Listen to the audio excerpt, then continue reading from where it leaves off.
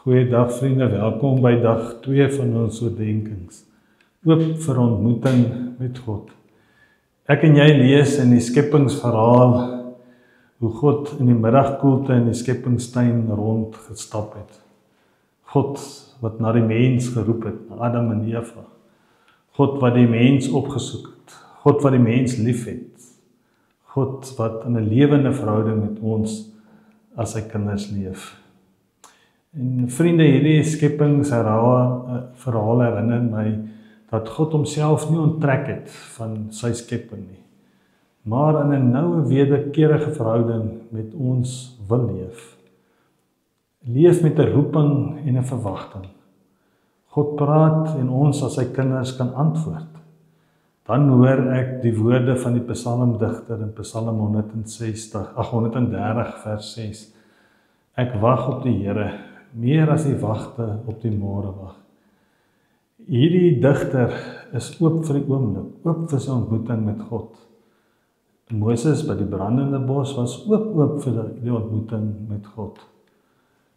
By die bos nooi God se stem Moses nader. God nooi Moses in sy teenwoordigheid in.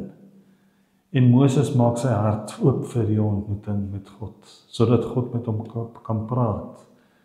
Dan hoor hy die woorde, ek is jou God. Maar ook hoor Moses 'n opdrag toe hy sy hart oopstel.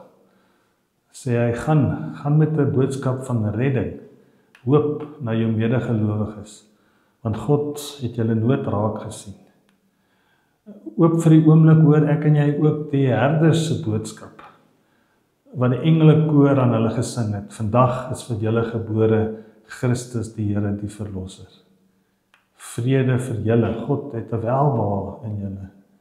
Vriende, is jy oop vir hierdie oomblik, oop vir hierdie ontmoeting met God? Oop om 'n boodskapdraer van hoop te wees, juis in hierdie koninkrykstyd wat nou uitloop, op die adventtyd. Kom ek bid saam met jou. Here, ons wil U nederig wy ons lewe.